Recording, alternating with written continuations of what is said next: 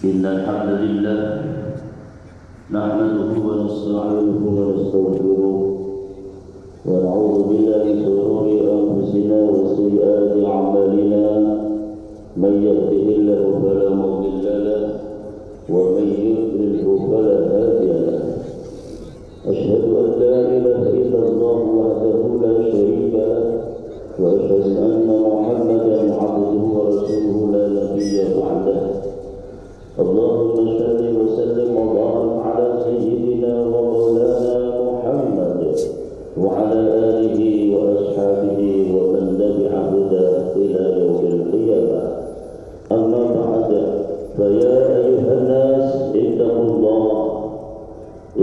الله كما قال تعالى يا أيها الذين آمنوا اتقوا الله حق تقاته ولا تموتن إلا وأنتم مسلمون وقال رسول الله صلى الله عليه وسلم اتق الله حيثما كنت واتبع السيئة الحسنة تمحوها وخالق الناس بخلق حسن. Sedang Jumat yang berbahagia, pada kesempatan siang yang penuh dengan berkah ini, khatib mewasiatkan mari kita tingkatkan takwa kita kepada Allah Subhanahu wa taala dengan pengertian takwa yang sebenar-benarnya, yakni imtithalu awamirillah wa ijtinabun nawahi. Dengan penuh kesadaran kita sebagai seorang makhluk yang memiliki tugas pokok, yaitu untuk mengabdi kepada Sang Khaliq, sebagaimana yang Allah firmankan, a'udzubillahi minasyaitonir rajim, wa ma khalaqtul jinna wal insa illa liya'budun. Tidaklah aku menciptakan jin dan manusia kecuali hanya untuk menyembahku semata.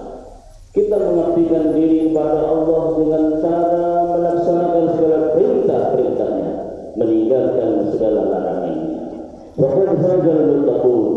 Sungguh beruntung, sungguh akan bahagia kehidupan seseorang di dunia dan pada kehidupan besok di akhirat, tatkala orientasi hidupnya adalah selalu mengabdikan diri kepada Sang Khaliq. Hadirin sekalian Jumat yang berbahagia, begitu Rasulullah sallallahu alaihi wasallam diriwayatkan dari Abu Dzar Al-Ghifari, beliau bersabda, ittaqillaha haitsu ma kunta wattabi'is sayyi'atal hasanata tamhuha wa khaliqin nasa bi khuluqin hasan. Bertakwalah kalian kepada Allah Subhanahu wa taala, kata Rasul.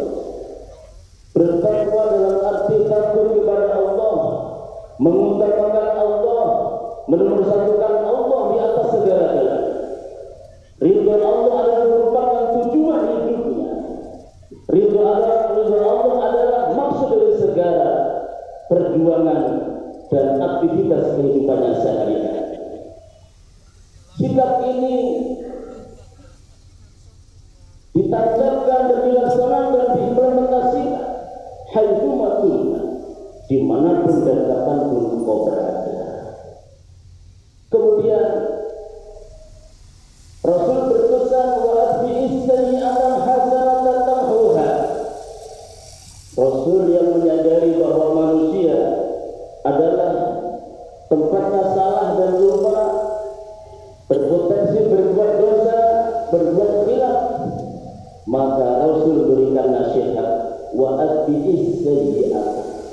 Ikutilah setiap kesalahan-kesalahan, ikutilah setiap perbuatan dosa yang terlanjur kita laksanakan, terlanjur kita lakukan. Kita mungkin khilaf, mungkin kita terlanjur terjebak dan lain sebagainya.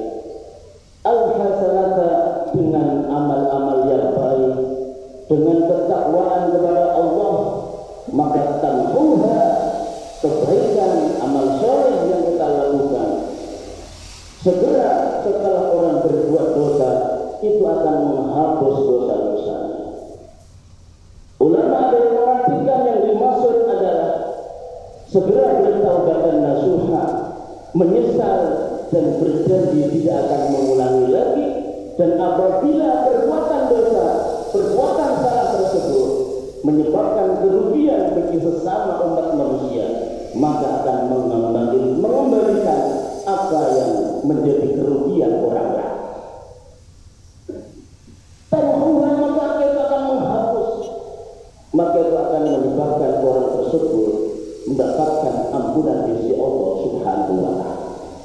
Kemudian jamaah, nasihat Rasulullah yang ketiga dalam hadis yang diriwayatkan oleh Imam Tirmidzi, beliau menasihatkan bahwa wa khaliqin nasa bi khuluqin hasan, hendaklah kalian menjadi orang yang memiliki akhlak budi pekerti yang baik. Khaliqin nas, berperilakulah kepada sesama manusia bi khuluqin hasan, dengan akhlak yang baik.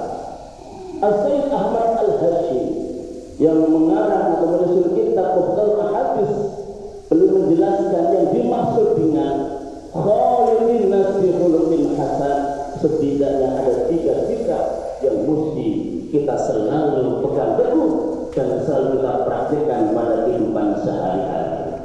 Yaitu kata beliau yang pertama, khaliqin nas bi khuluqin hasan adalah i'ti man harama. Jadilah orang yang memberi, menolong, memberikan sesuatu kepada man haramaka, orang yang tidak pernah memberi sesuatu kepada kita. Jamaah, apabila kita memberikan sesuatu kebaikan kepada orang lain yang telah memberikan kebaikan kepada kita, itu bagus. Namanya itu berbalas budi. Apabila kita kemudian menolong orang yang sudah pernah menolong kita, itu juga bagus, karena Allah memerintahkan wa idza huyyitum bi tahiyyatin fa hayyu bi ahsana minha aw rudduha. Apabila engkau mendapatkan kebaikan dari orang lain dan itu menguntungkan dirimu, bahkan menyelamatkan dirimu, maka sebaiknya engkau membalasnya dengan balasan yang setimpal, bi ahsana minha aw rudduha, dengan balasan yang lebih baik atau setidaknya yang sama. Itu namanya kita tasyakkur atau berterima kasih. Rasulullah memberikan ancaman bagi orang yang tidak pandai berterima kasih, man lam yashkurin nas lam yashkurillah. Siapa yang tidak pandai berterima kasih kepada orang lain, kepada sesama yang telah menolongnya, telah berbuat baik kepadanya, maka orang ini termasuk orang yang tidak syukur nikmat Allah Subhanahu wa Ta'ala, alias kufur nih. Jemaah, khaliqin nas ternyata lebih dari itu. Akhlak mulia adalah i'ti man haramaka, engkau memberi sesuatu kepada orang yang tidak pernah memberi apapun kepada, memberikan kebaikan pada orang lain, kepada orang yang belum kita kenal, kepada orang yang belum pernah berjasa pada kita. Ini satu akhlak yang sangat mulia. Mari di akhir tahun ini jamaah, ini menjadi refleksi, menjadi satu kesadaran untuk perbaikan kita ke depan menyokong 2025. Semoga tahun 2025 menjadi tahun yang lebih baik bagi kita. Dengan menerapkan prinsip hidup, kita akan berlomba-lomba dalam kebaikan, memberikan kebaikan pada orang lain, siapapun, meskipun belum pernah berbuat baik kepada kita. Berbuat baik bukan dalam rangka kita membalas jasa, tetapi berbuat baik karena memang kebaikan itu perintah Allah Subhanahu wa Ta'ala. Yang kedua, khaliqin nas bi khuluqin hasan adalah waktu mangdolaba. Pada dalam kehidupan kita sehari-hari, dalam berinteraksi sama manusia, yang mana manusia itu memang satu dengan yang lain sama, kecuali Nabi dan Rasul, semua berpotensi berbuat dosa, berbuat salah. Maka tentu terkadang kita terzalimi ataupun sebaliknya kita menzalimi orang lain. Sebagaimana kita yang terlanjur berbuat zalim kepada orang lain.